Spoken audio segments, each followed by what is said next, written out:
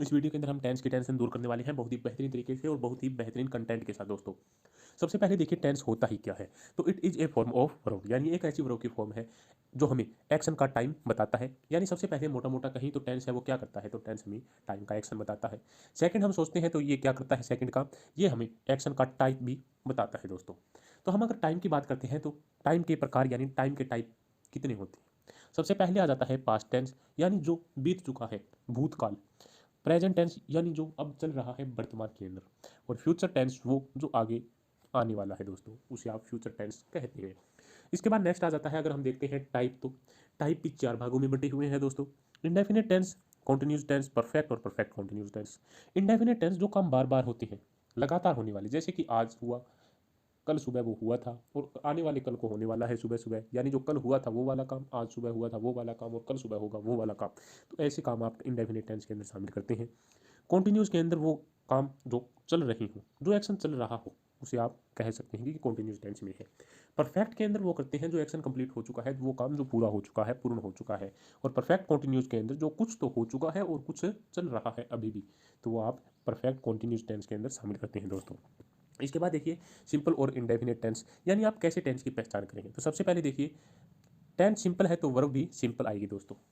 Note करने वाली बात है, टेंस अगर सिंपल है तो वर्ब भी आपको वहाँ पे सिंपल देखने को मिलेगी, या आपको सिंपल वर्ब ही लिखनी है वहाँ पे। तो सबसे पहले देखिए जहाँ पे भी V1 है तो समझ लीजिएगा प्रेजेंट टेंस है, जहाँ पे भी V2 है तो समझ लीजिएगा पास्ट है, और जहाँ पे भी विल और शैल दिया हुआ है फ्यूचर टेंस है। तो देखिए यहाँ पे कि वर्ब का पहला शब्द टाइम बताता है। मोस्ट इंपॉर्टेंट देखिएगा दोस्तों, जो मेन वर्ब है उससे पहले जो भी आपको शब्द लिखा हुआ है, यानी जो हेल्पिंग वर्ब लिखी हुई होती है, साथ साथ आप इन हेल्पिंग वर्ब को भी पढ़ पाएंगे, समझ पाएंगे। तो जो हेल्पिंग वर्ब होती है वो हमें क्या बताती है, वो हमें टाइम बताती है। यानी देखिए I have done my work, तो डन आपका क्या है, यहाँ पे मेन वर्ब है, उससे पहले है आपका हेल्पिंग वर्ब है। हेल्पिंग वर्ब नहीं, आप सिंपल भाषा में समझिए, जो वर्ब मेन वर्ब के पहले वाला शब्द जो भी है वो हमें क्या बता रहा है, हैज़ और हैव है वो प्रेजेंट टेंस के अंदर यूज करते हैं। हैड V2 होती है तो वो हम पास्ट के अंदर यूज करते हैं। तो वैसे ही हैज़ है वो हम प्रेजेंट में करते हैं, तो ये आपका प्रेजेंट का टाइम बता रहा है टेंस। इसके बाद नेक्स्ट देखिए सेंटेंस हमें प्रेजेंट का टाइम बता रहा है दोस्तों। इसके बाद नेक्स्ट वाला देखिए I shall have done my work. तो यहाँ पे देखिए, यहाँ पे जहाँ पे भी आपको शैल दिया है, ये शैल दिया हुआ है, विल और शैल आता है। जहाँ पे विल और शैल दिखाई दे, मैंने कहा था कि आप समझ लीजिएगा सेंटेंस फ्यूचर में है दोस्तों। इसके बाद नेक्स्ट कुछ सेंटेंसेस देखिए, I am doing my work. तो सबसे पहले देखिए V1 के साथ ING लगी, यानी ये कंटिन्यूस वाला लफड़ा है, और इसके आगे एम लगा हुआ है, यानी इज एम आर। V1 है ये helping verb, helping verb V1 में है, V1 में है तो आप समझ लीजिएगा ये तो प्रेजेंट की बात है, प्रेजेंट की बात है और ING लगा हुआ है तो प्रेजेंट कंटिन्यूस हो गया। इसके बाद देखिए आई डू माई वर्क, तो यहाँ पे देखिए डू दिया हुआ है। डू और डज कहाँ पे आता है दोस्तों, ये भी सभी को पता है, डू और डज भी प्रेजेंट के अंदर आता है। इसके बाद नेक्स्ट देखिएगा आई डिड माई वर्क, तो यहाँ पे तो डिड दिया हुआ है। डू डज तो V1 है, परंतु डिड आपकी V2 है दोस्तों। V2 है तो ये आपका किस में आ जाएगा, पास्ट में आ जाएगा दोस्तों। आप कहेंगे ये तो पास्ट के अंदर है सेंटेंस। इसके बाद देखिए I shall do my work, तो यहाँ पे जहाँ पे भी विल शैल दिखाई दे तो आप समझ लीजिएगा तो ये तो फ्यूचर के अंदर बात चली गई, तो ये फ्यूचर में सेंटेंस है आपका। इसी तरीके से हम नेक्स्ट करते हैं, देखिए दोस्तों कुछ और एग्जाम्पल्स। कई बार हमें सब्जेक्ट के बाद में हमें जो और मेन वर्ब से पहले आपको जो हेल्पिंग वर्ब या शब्द दिखाई देता है उससे आप पहचानते हैं, परंतु कई बार आपकी जो मेन वर्ब के पहले वाला जो शब्द या हेल्पिंग वर्ब वो आगे दे दिया जाता है। और ये कब कब घटना घटती है, जब आपका ये नेगेटिव के अंदर सेंटेंस हो या जब ये इंटेरोगेटिव के अंदर होता है तब होती है ये घटना। तो देखिए यहीं पर भी वही बात होगी, डू यू नाउ हर। तो यहाँ पे सबसे पहले देखिए ये सब्जेक्ट के बाद में आता, अगर ये जो सब्जेक्ट है सब्जेक्ट के बाद में आ जाता है ये डू, अगर ये इंटेरोगेटिव नहीं होता तो अब तो ये इंटेरोगेटिव है तो हम इस डू को देखेंगे, और डू कहाँ पे आता है, प्रेजेंट इंडेफिनिट में आता है।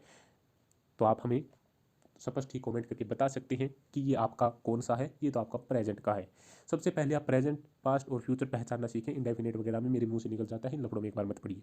तो ये आपका कौन से में है, प्रेजेंट में। डिड V2 है तो ये आपका पास्ट में आ गया दोस्तों।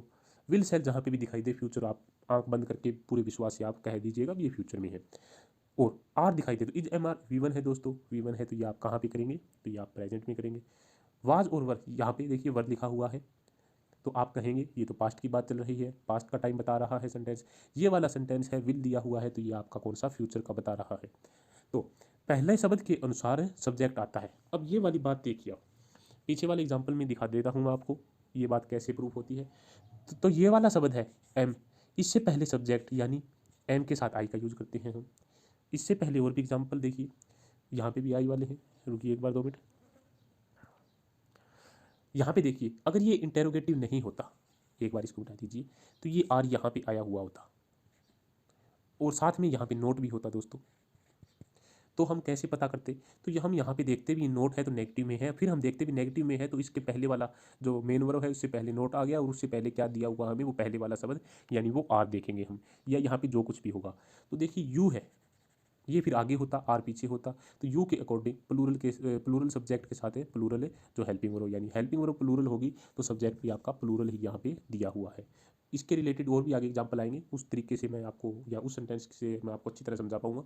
तो देखिए नेक्स्ट हम चलते हैं, टाइप कैसे निर्धारित करते हैं। पीछे वाली बात है, ये मैंने आपको एक बार तो बता दिया है। देखिए अगर इंडेफिनेट है तो वर्ब आपकी क्या आ जाएगी, प्रेजेंट होगा तब V1, यानी जब भी आपको V1 दिखे आप प्रेजेंट का ठप्पा लगाइएगा, जब भी आपको V2 दिखे आप पास्ट का ठप्पा लगाइएगा, और सेल और विल के साथ अगर कहीं पे भी आपको V1 दिखे तो आप कह दीजिएगा ये फ्यूचर है दोस्तों।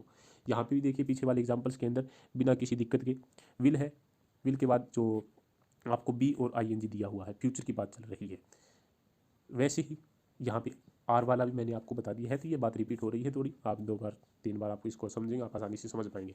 तो देखिए ये हमारी कंप्लीट हो चुकी है। ये देखिए कॉन्टिन्यूस के अंदर देखिए जहाँ कहीं भी आपको वर्ब की फर्स्ट फॉर्म के साथ ING दिखे तो आप समझ लीजिएगा आंख बंद करके कि यहाँ पे क्या है, आपका कॉन्टिन्यूस टेंस बन रहा है।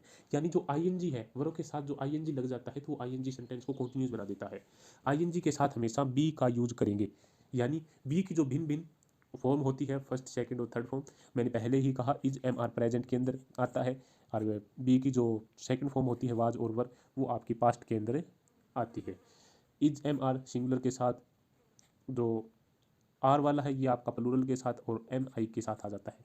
ऐसे आप इनको समझ सकते हैं, ये आपका सिंगुलर के साथ और वर आपका प्लूरल के साथ। ये छोटी बातें हैं, आप पहली दूसरी पाँचवीं में भी पढ़ा चुके हैं। ये वाली बात देखिए, V1 प्लस ING के साथ हमेशा हम बी का यूज़ करेंगे, तो बी का यूज़ करेंगे, पीछे हमने एग्जांपल किया था, देखिए यहाँ पे बी का यूज़ हमने किया है, ये वाला देखिए। तो इनको और अच्छी तरह से मैं आपको आगे वीडियो के अंदर समझा दूंगा दोस्तों। तो सबसे पहले यहीं तक ही सीमित रहिएगा, वरना दिमाग से बाहर बातें चलने लग जाएंगी, दिमाग हमारे सर से बाहर निकलकर हाथ पग मारने लग जाएगा। तो देखिए कुछ हम क्वेश्चन करते हैं एग्जाम्पल प्रेजेंट या सिंपल प्रेजेंट के दोस्तों। ही नॉट गोज टू स्कूल, तो यहाँ पे सबसे पहले हम देखते हैं तो ये तो गोज दिया हुआ है, और ये देखेंगे तो नोट दिया हुआ है। नोट देखते ही हमें याद आएगा कि नोट से पहले तो हमें एक हेल्पिंग वर्ब चाहिए, यानी अगर सेंटेंस इंटेरोगेटिव है या नेगेटिव है तो हमें हेल्पिंग वर्ब की जरूरत पड़ती है।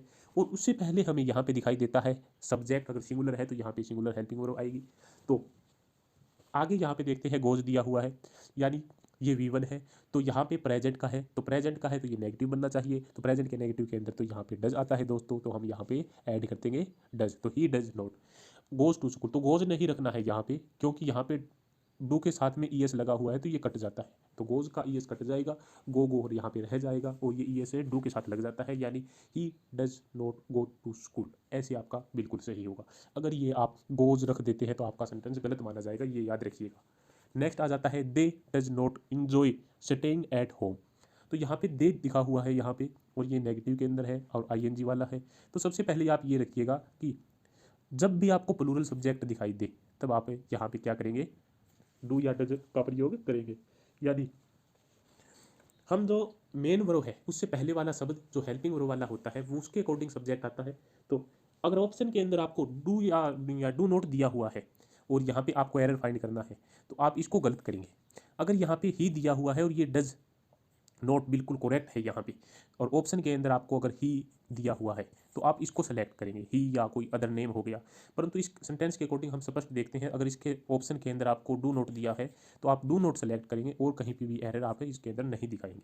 यानी स्पष्ट बात है, अगर सब्जेक्ट प्लूरल है तो यहाँ पे हेल्पिंग वर्ब प्लूरल आएगी, यानी डू नॉट आएगी दोस्तों। प्लूरल के साथ क्या लगता है, डू नॉट लगता है। डज ही सी इट के साथ लगता है दोस्तों।